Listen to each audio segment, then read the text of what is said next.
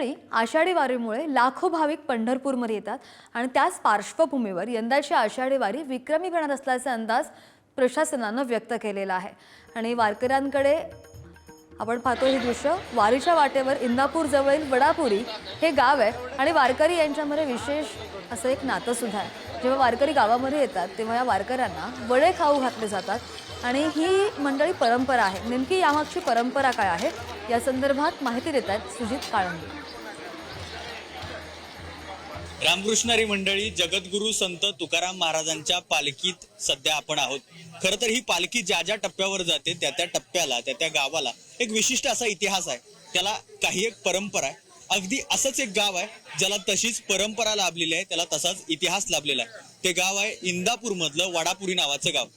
या गावाची आख्यायिका नेमकी काय आहे, या गावाचा परंपरा इतिहास नेमका काय आहे आणि आजही वारकरी या गावामध्ये आल्यानंतर त्या वारकऱ्यांना इथली लोक अशा पद्धतीचा वडा बनवून का देतात, याचं कारण नेमकं काय आहे हे आज आपण जाणून घेणार आहोत।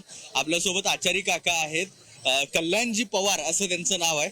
कल्याणजी, काय सांगाल, किती वर्ष झालं तुम्ही वारकऱ्यांसाठी हे वडे तळताय आणि जिथं आपण आहोत सध्या त्याची काय आख्यायिका आहे? हे वडापुरी गाव आम्ही 18 वर्ष झालं दिंडी चालू करून। दिंडी सोहळ्यात वडापुरी गाव हे आडवं येतं इंदापूरच्या अलीकडे 6 किलोमीटर अंतरावर।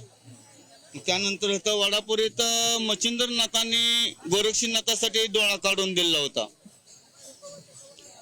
ह्या गावाचं नाव पडलं वडापुरी। आणि असं एक 18 वर्ष झालं आम्ही ही परंपरा चालूच ठेवतो। डोळा का काढून दिला होता, याचं काय कारण? डोळा हे वडा म्हणजे भिक्षा मागत असताना वडा एका घरी वडा त्याला मिळाला, ते वडा चांगला झाला गुरु म्हणल्यानंतर, गुरु पुन्हा दुसरा एक वडा आणजा म्हणल्यानंतर ती व्यक्ती त्या घरी गेली, गोरक्षनाथ ह्याच्या बाईच्या घरी गेल्यानंतर ते म्हणले, तुझा गुरुवर एवढं प्रेम आहे तर तू डोळा काढून देशील का गुरुसाठी? त्यानं उजव्या हाताने डाव्या हाताने डोळा काढून दिला आणि उजव्या हातात वडा घेतला। त्या टायमाला गोरक्षनाथाकडे गेल्यानंतर गोरक्षनाथाला विचारलं मच्छिंद्रनाथांनी की बाबा हे असं का रक्त यायला लागलं, तर गोरक्षनाथ म्हणले, मी वड्यासाठी डोळा काढून दिला। मग तिथून ती ह्या गावाचं नाव पडलं वडापुरी।